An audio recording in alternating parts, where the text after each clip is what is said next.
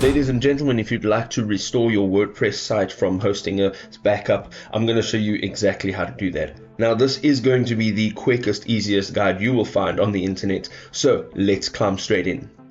So to begin our restore, we are going over to the left-hand side and we are going to either look for hosting here or on your main part of your page or homepage, you'll see hosting, and you're going to go over to manage on the right hand side. Now, once you click on manage, you'll be redirected to a page where you can manage every aspect of your website.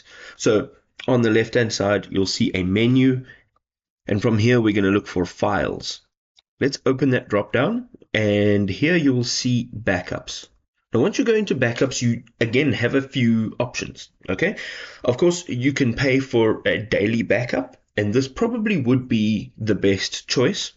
However, if you want to just do this all manually, you can see right over here, you can restore your website, and you can also restore your website via a file backup. Now, if you have previously manually backed up your files, you can do so by clicking this button. And then you also have the database backups, which you can go ahead now and click on select. Now, once you click on select, it'll give you a date range.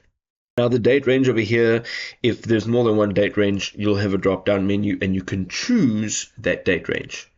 You're going to just click on next step, and from here you will be able to choose what files or what websites or domains, subdomains you will restore. So if you want to do all of them, you can just click on this very top checkbox. It'll select everything, and then you're going to say restore files. Okay. If you want to go ahead and you want to restore your database, you can select this option here, and you're going to go through exactly the same process. You'll choose a database, show databases. You'll now select your date range, and you'll say restore. It's easy as that.